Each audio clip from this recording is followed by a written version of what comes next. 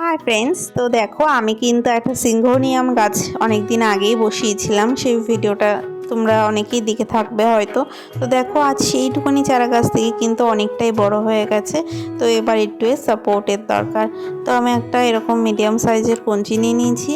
একটা গার্ডারকে ছিঁড়ে নেব প্রথমে। দড়ি ফড়ি অনেকটাই বড় হয়ে যাবে, একটা ছোটো গার্ডারকে ভেঙে নিয়ে মানে ছিঁড়ে নিয়ে তো আমি সেটাকে এই সাহায্যে কাঠির সাহায্যে দিয়ে দেবো, যাতে এটা ভালো মতো এটা আকার নেয়। নাহলে খুবই বিচ্ছিরি লাগছিলো গাছটা। আর গাছ জিনিসটাই সৌন্দর্যের, আর আমি গাছ দিয়ে কিন্তু ঘর বাড়ি সাজাতে খুবই ভালোবাসি।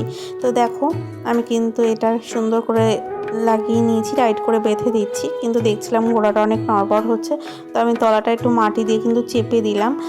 তো দেখো ফাইনালি এর লুকটা কেমন লাগছে অবশ্যই কিন্তু কমেন্ট সেকশানে জানিও। কার কার বাড়িতে এই গাছ আছে। আমার বাড়িতে তো এই গাছে চারদিক ছেয়ে গেছে। ভিডিওটা ভালো লাগলে অবশ্যই লাইক করো, আর কেমন লাগছে কাজটাকে অবশ্যই জানিও। Tata, bye bye.